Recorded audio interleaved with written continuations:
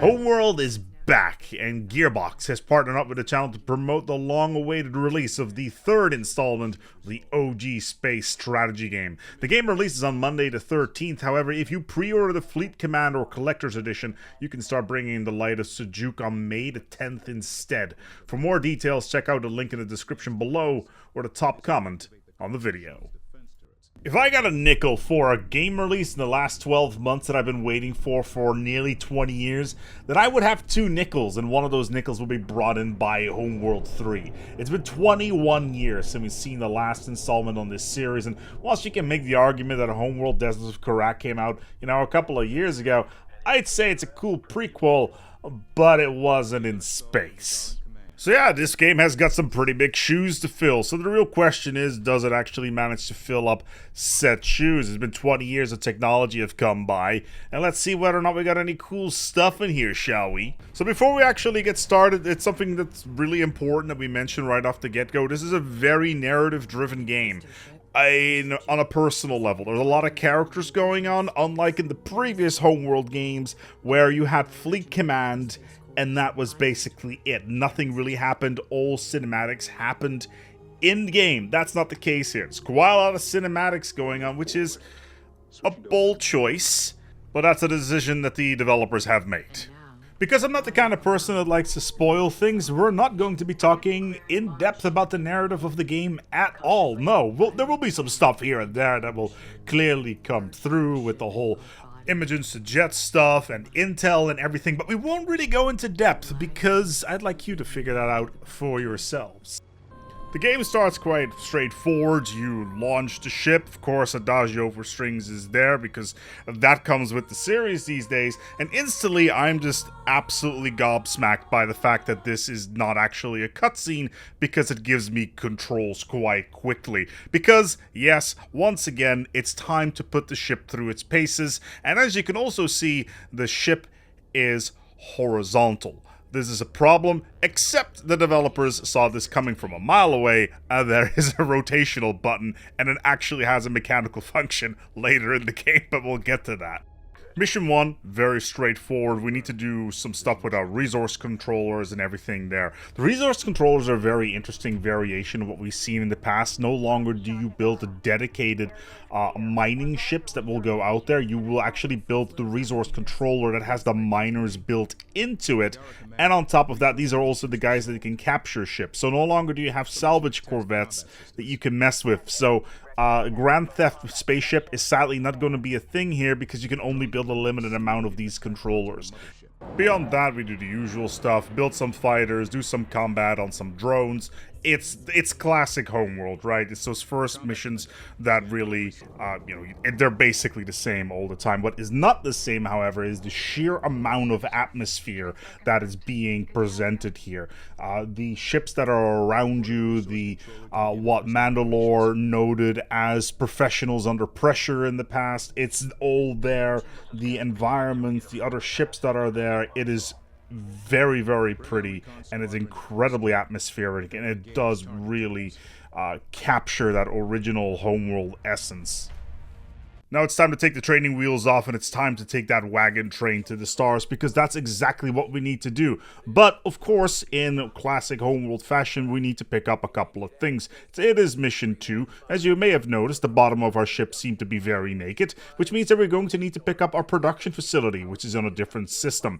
We're going to go there and pick up our stuff. Yeah, let's just hyper jump over there, shall we? Facility 315, it's so nicely written on the side of this particular station over here. We need to dock, very straightforward, except, as it is Homeworld, nothing's ever straightforward, and pirates show up out of nowhere, as you do, and we're going to need to defeat them.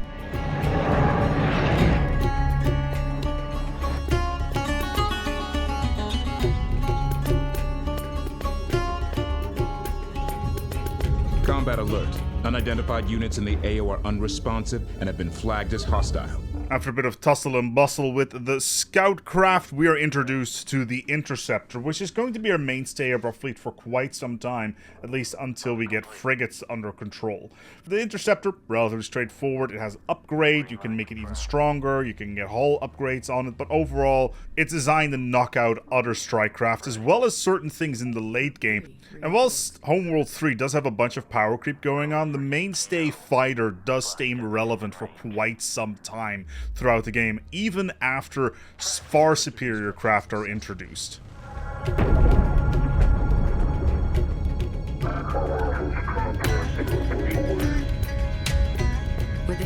And in classic Homeworld fashion, the Taidan are back as well. They'll be bouncing back and forth for the next few missions, but they're not the main antagonist here. The thing is, it's mission number 2. We need to kill a carrier, and this Taidani carrier will do just fine. Now, thankfully, there is no crew that has to slow boat over towards your ship. Once this mission is done, it's done pretty quickly, and you don't need to wait around, unlike in some of the previous installments. There's a lot of good pacing going on. I do really enjoy that. Kesura Minor is the very first time that we see large-scale objects that can be interacted with in some way, shape, or form within the homeworld, and this is a great introduction into the concept. There is these just giant ancient gates. You're trying to navigate it with your mothership, and there is stuff hiding all over the place that you cannot see because it's interfering with your sensors. It's a really cool way of how to introduce new concepts within the game, because obviously when it comes to space, it's pretty empty. But it's all confined here towards these massive megaliths that you can interact with and hide behind and navigate. It's really interesting. Of course, there's space pirates, because of course there has to be space pirates. Anyway, the goal here is relatively straightforward. We need to reactivate the gate because the pirates have turned it offline, which is fine. We just need to take these control points that we can only get by using our resource controllers to move stuff around and inject these large... We're basically plugging in the power. That's essentially what we're doing, and also fighting off pirates at the same time. We just need to get the gate online and get the heck out of here. Anyway, the fleet bomber is introduced here, which is always great because the bomber is probably one of my favorite ships in the entire franchise, because it shoots bombs and it makes stuff go boom, which, you know, I'm a simple man. I like big explosions. We get the control points under control. The enemy jumps in a carrier, as well as a bunch of frigates, which we now need to kill because it's a missile thing, so it kills our interceptors quite easily. This is where the bombers come in, and of course the bombers will wreck that carrier quite easily. And now, time for the big show to get underway. We're gonna go and take that wagon train to the stars and see how everything goes out there in the wild, because apparently there's an anomaly out there that we need to find. The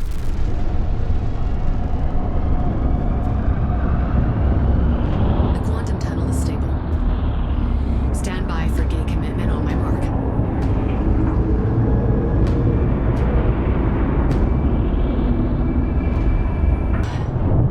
Three, two, one. Mark. Warning, full reverse. Thrusters at 10%. Collision imminent. All hands, prepare for impact. Seal all decks. Engineering, where's the weakest point of a heavy freighter? Right behind the nose section. It's all conduits and baffles. Imaging. She'll hold. Brace for impact.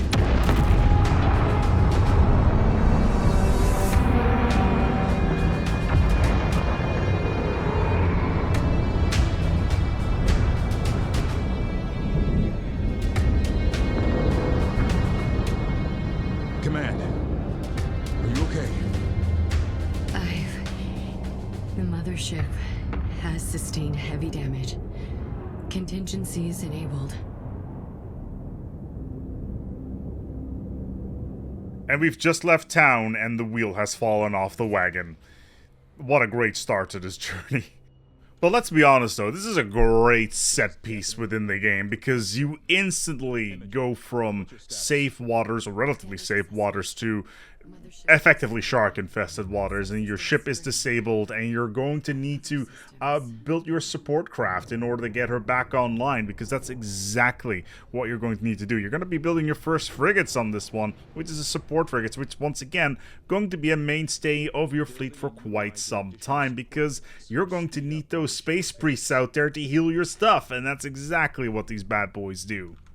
So you need to get yourself a resource cache, which then allows you to salvage a assault ship, which you can then build more of. And then all of a sudden, all hell breaks loose as a whole bunch of ship that may or may not look like a Sujuk decide to hyper jump in, and the entire space is full of enemies. You are going to need to get the hell out of there. And this is one of the few missions where it's really pressed into your head that whoever you're going to leave behind are going to be left behind. You're going to need to repatriate all of your ships as you can, or press this hyperspace button on your screen if the mothership is about to die. Who are you going to leave behind? Well, in all honesty, I didn't have too many problems with it because all my strike craft managed to get back home before the enemy even got to the mothership, and then I just casually pressed the button. But no, maybe at the higher difficulties, maybe it's going to be a bit more of a challenge. May the burden remain.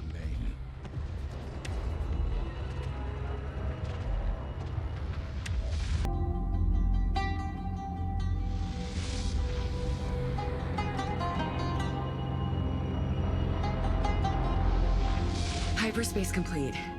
We have arrived at Trinity.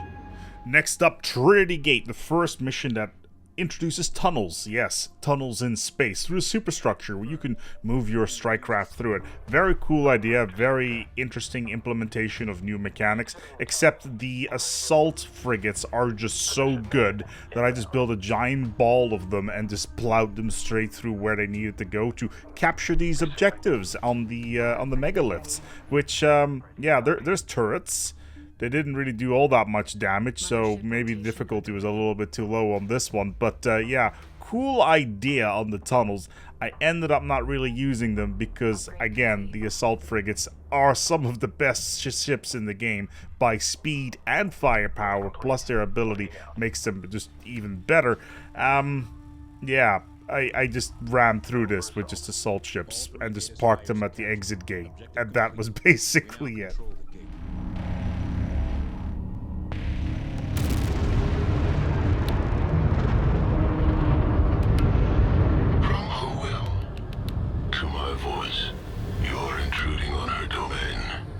We only entered this region of space because of the attacks on our world. Hyperspace is her domain. Hers alone. You will stand down. Who is she? And prepare to receive her wisdom. Name yourselves. We are her will. Incarnate. Priority alert. Incarnate forces are vectoring towards a data spire. We must maintain control of all 3 data spires to use the gate. Remember the progenitor from Homeworld 2? Well, they're kind of sort of back with the Incarnate taking over their fleet designs, etc. And they're doing quite well because now, once again, it's time to kill yet another carrier, except in this particular case, my assault frigates are already in position, ready to go. And on top of that, in this mission, you get the Ion frigate. If you remember this from the previous Homeworld games, these things slap capital ships like nobody's business, as we'll see here with this here carrier. Also, I managed to steal a couple of these progenitor ships for old time's sake, but sadly there is no salvage ships in this version of Homeworld, which is a real shame because, again, I have to take resources off of resourcing to go and capture ships, which is not a very cost-efficient way of doing things, which I personally think is a real shame because, you know, Homeworld is just really the space pirate simulator. Incarnate carrier group destroyed. Objective complete. Anyway, we get the carrier group under control, and it's time to jump out to our next mission, which involves rocks.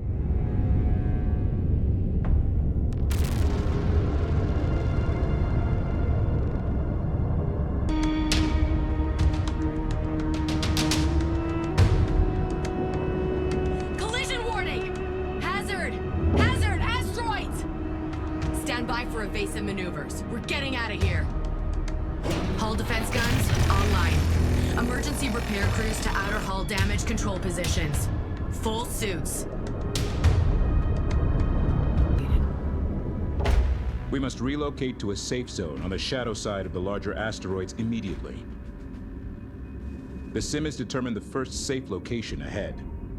Are you ready for Space Frogger? Because welcome to Space Frogger, except you have to put turrets down to shoot asteroids as they're coming in. This is probably one of the most creative missions in the entire game, and I had so much fun when I first encountered it, because it's giant rocks, and they're flying at you at 1,000,000 miles an hour, and they're going to shoot your stuff, and if you don't defend the mothership, oh boy, is it going to get hit hard.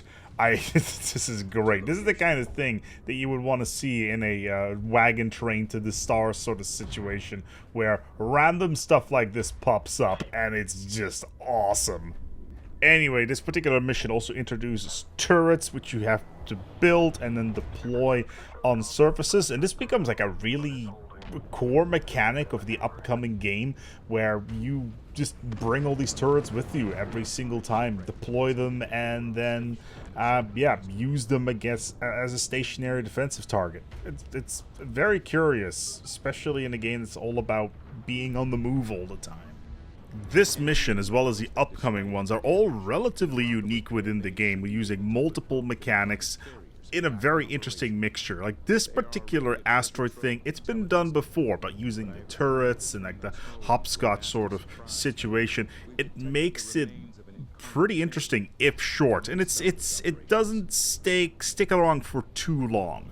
Like, it can only shoot asteroids for so long until it gets boring. It introduces a couple of really interesting concepts and then moves on towards the next mission, which is of course Naraka Gate. The mothership is still damaged from previously, and the hyperspace cores need to be repaired, and that's what we're going to be doing here at Naraka Gate. But it does mean that the ship cannot move. We can still use it to build stuff, but we can't move it, which means that this is the excellent time to introduce tower defense to Homeworld. I wish I was kidding. Tower defense is here because there's a big old gate and enemies will come through it, and you will have to hold to the line. This mission introduces the mine layer, which basically lays mines in all sorts of amazing shapes. However, it's probably the only mission you'll use it, because it's probably the most compact funneled location in the entire game, and the mine layer doesn't really have a lot of uses beyond this particular mission, which is kind of curious but cool at the same time. Anyway, you just build a giant kill box and kill anything that comes through that gate, and the waves can get quite overwhelming, but with a good mixture of you know, suppression frigates as well as assault frigates and a ton of bombers, you'll do just fine. And if anything comes through, it's probably some of the small fry anyway, so just set the interceptors on there, because, you know, interceptors still incredibly useful even this late in the game. Also, those turrets that I was talking about before, it is tower defense after all, so place those turrets all over the place and they'll shoot whatever comes through that portal. I wasn't kidding when I was saying that this was a tower defense mission. We finished the mission with a complete mothership. The cores have been restored, as well as 2 enemy carriers that we can use for the next mission, because we are going to do some guerrilla warfare in the next one. Incoming transports identified. Why is your data scrambled? You appear damaged. Stand by for immediate reintegration. This is Grail Leader. All wings engage initial targets.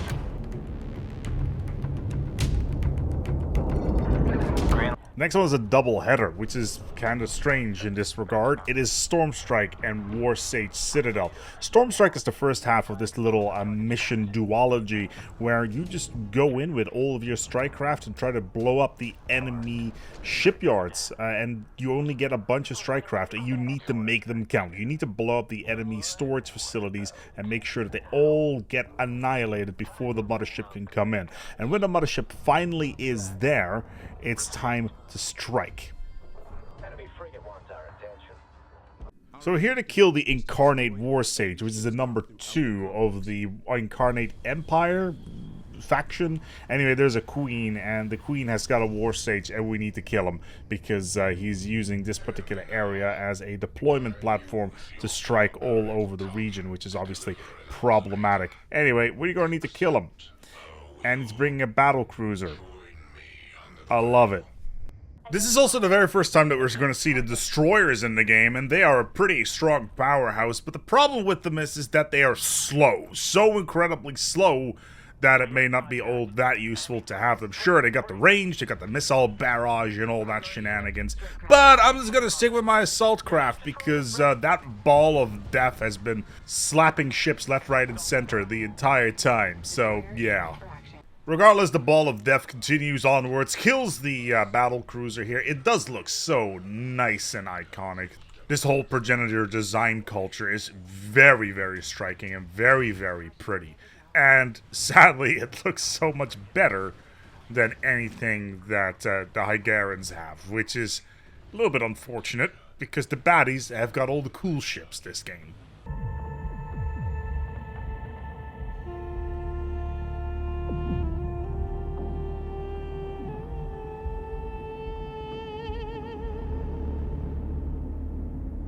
So we've had ourselves a asteroid field Frogger level, we've had ourselves a Strikecraft no support mission, and of course the ship has been almost completely destroyed due to collision. Well, now it's time for the stealth mission. Yes, this game has a stealth mission. We're going to be hiding a gigantic mothership in an ice field and try to sneak through. And that by itself is not necessarily as horrible as you think it may be. All we have to do now is basically destroy a bunch of sensors that are sitting on the ice sheet and then move the mothership forward. It's very straightforward. The enemy cannot detect the mothership unless it's inside of these bubbles. And this is also the mission where finally the mothership rotation button gets its mechanical use, because the ship needs to be vertical to get through some of these ice patches. It is incredible. I love it. Engage enemy units. As long as the mothership doesn't get detected, we won't draw a whole armada down on top of us.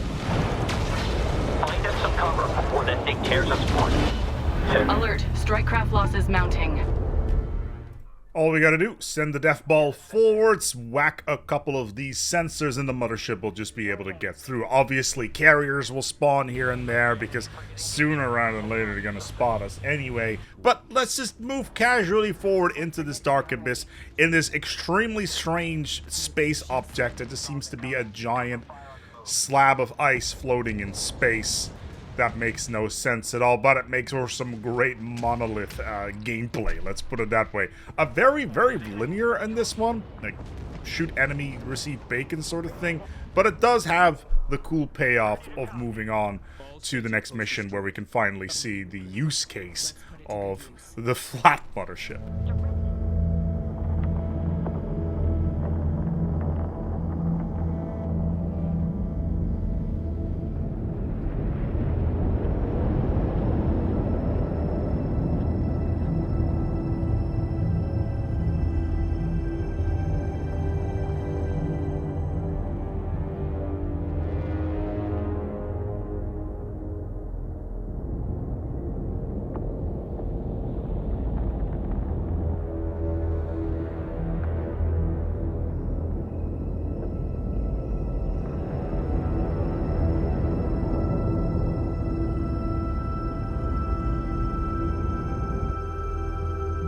And that's it.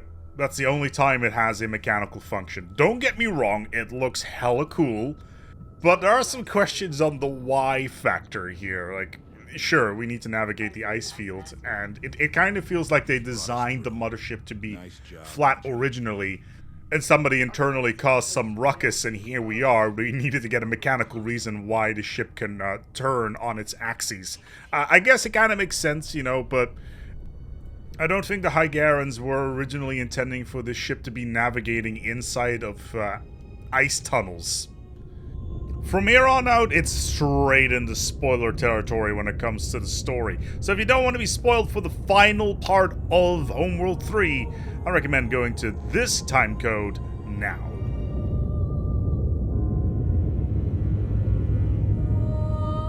I know that I haven't really talked about the narrative of the game all too much so far because I really want you guys to explore this yourselves, but the gist is there is an anomaly out there, and 20 years ago the Fleet Command, or quote-unquote main character of Homeworld 1 and Homeworld 2, went out to find out what it is. They were lost in space, and now we are here 20 years later with the hyperspace cores that we have somehow managed to synthesize, and we're trying to find out what happened to this particular expedition, and as well as what the anomaly was. Anyway, in this mission, we find the expedition. I'm not going to go too many details on what actually happens here. I'll talk a little bit about the missions themselves, though, because everything beyond this point goes into extremely heavy spoiler territory that I'd rather have people discover on their own, because the developers have crafted this narrative-heavy sort of scenario, and I don't want to be that guy who, on the release of Harry Potter and the Half-Blood Prince, screams Snape kills Dumbledore out of the side of a car, so to speak. So, if you want to know what actually is going on, I would highly recommend for you to pick up the game yourself and explore the narrative of Homeworld 3. Now, the Chamber of Storms, which is what this mission is called, is fascinating to me because it takes the whole concept of tunnels that were introduced earlier that I personally didn't think had too much of an impact into the game, and basically says, look, what if we create a table with an ice shelf in the middle, and Strikecraft can go underneath to attack your mothership, and heavier ships will go over the top. And that's exactly what's happening here. You're trying to retrieve the other mothership, and ships are just piling in on top of you. We got frigates, we got corvettes, we got battle cruisers, we got destroyers, we got carriers. They're all trying to stop you. And here's the thing, I'm pretty sure the developers at this point realized that, okay, basically every single mission is starting to become a little bit samey with you defending an objective or moving towards an objective and us throwing things at you. How can we keep things creative? Well, this ice shelf idea comes in, which I think is cool. There is not that many filler missions in Homeworld 3, which I think is a little bit unfortunate. There is no Gardens of Kadesh, for instance. There is no little side path or something along those lines. There is no Keeper. There is no salvage dogs or anything like that. It's very much, there is a goal and you need to get there. And there won't be any time for any side quests, which I think is a little bit of a missed opportunity. Missile launch. Karkushan, you've got incoming. Send it. We're now also being introduced to another mechanic, which is missiles. They're just being thrown at us from extreme range, and we need to use our interceptors to intercept them. Otherwise, they'll do massive damage to the Karkushan, i.e. the mothership. And this is a feature that will continue with us for at least 2 more missions. And we kind of got practice on this with the whole asteroid field, but it feels a little bit, you know, oh no, we need to step up the ante. And this is something that happened in Homeworld 2 as well during the final missions, where you had the planet destroyers and you need to intercept them. And this is kind of a echo on that, which I think is interesting. But if you just place your ships in the proper positions as well as your turrets, you should in general be fine. I think the general gist is don't get hit by missiles. Go for battlecruiser. Finally, we get the biggest, baddest ship of the fleet, the battlecruiser. We can build them inside of our own mothership now. We don't need to have a separate shipyard that comes with us. It looks a little bit smaller than previously, and it doesn't really dominate the field all that much, but I think is a little bit unfortunate. It also kind of illustrates another thing that I've seen with this game that I think is a little bit different from the previous Homeworlds. It's not the scale of things feels smaller, even though the maps are bigger, if that makes any sense. You're not nearly spending as much time in close-up with a lot of these ships, and the battlecruiser is a very good example of that. The Homeworld 2 battlecruiser it felt like a gigantic monstrosity that came out of the fog that felt like it is like 16 kilometers long and slowly like a glacier moving in towards your general direction. I don't get that feel with this thing. It feels like a larger destroyer, which obviously, you know, it makes sense when it comes to the design language of the Hiigaran ships and all that jazz, but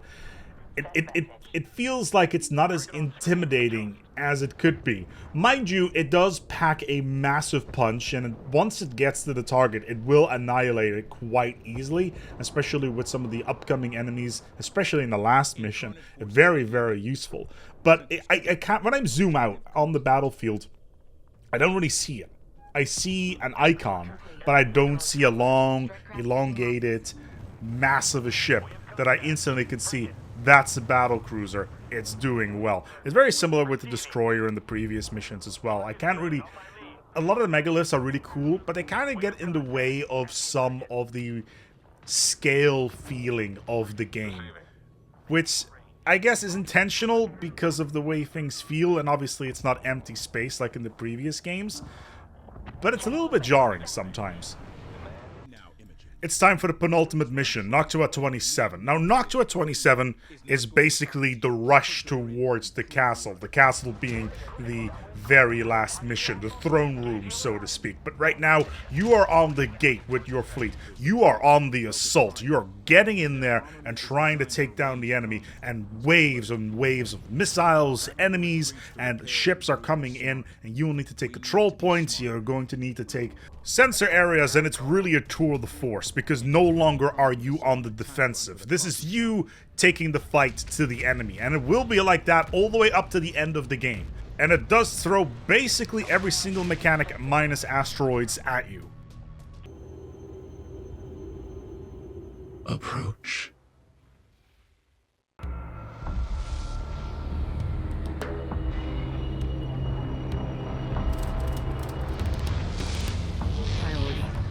Welcome to the last mission. Welcome to the Lament, where you not have just one mothership. No, you have two, and one of them has the Sejuk cannon sitting right on top of it. Yes, we got two motherships in this particular mission, and it's our job to take down the Queen. So the idea is a little bit like this. There are 3 control points. We need to control them, have one of the motherships sit on it for a little bit, defend it so it can drop off its core into the system so that we can take over the entire gate network and win the game. Seems straightforward enough, except the entire place is riddled with enemies, enemy shipyards, carriers, there's battle cruisers all over the shop.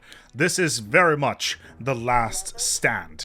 And overall, if you know what you're doing, if you've been paying attention throughout the entire game on what counters what, you should be having an okay time getting to the first or even the second spire.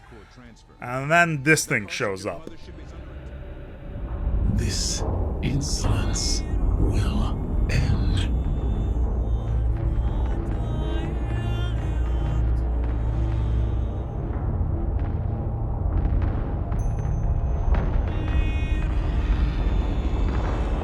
It may have been millennia since I've had to dirty my hands with battle, but I have forgotten more than you will ever know about fire and death. Behold the steel of my will. My Titan ship will scour you and your precious motherships from the face of the galaxy while I remain in my throne room, immutable and untouchable. Never forget, you brought this on yourself, vicious girl. You have lied to me, spurned me, and for what? My will shall prevail as always, and you will suffer alone for eternity.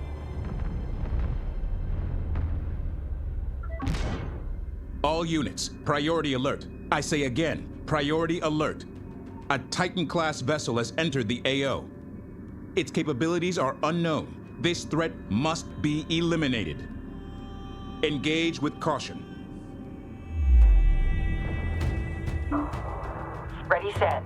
She will use this Titan ship to keep us from our primary objective. There it is, the Titan ship, the final boss of the game. You're going to need to kill this thing whilst you're also planting these cores down the chutes. And that can be a little bit problematic because this thing hits like a truck. You're going to need to put quite a lot of firepower on the field because it has an insane amount of health, an insane amount of firepower, and you're going to need to deal with it whilst also managing your motherships. This is also where the battle cruisers come in. I just set all my battle cruisers to take care of this thing, and it was way too preoccupied with them rather than my motherships, except all the way at the end where everything was basically dead. I had no more resources, and I managed to clutch the situation at the last possible moment because my motherships had almost no health remaining, and then I managed to pull it back, and it's such a good feeling when that happens. And thus ends Homeworld 3, 20 years in the making. We started off with a beautiful, pristine mothership, and at the end it was battered and bruised, and we managed to claw ourselves to victory. And with that, it's time to end the video. I want to thank Gearbox for making this video possible. Homeworld 3 is arriving on Monday, May the 13th. And if you buy the Fleet Command Edition or Collector's Edition of Homeworld 3, you can experience the full game 72 hours ahead of schedule on the 10th of May.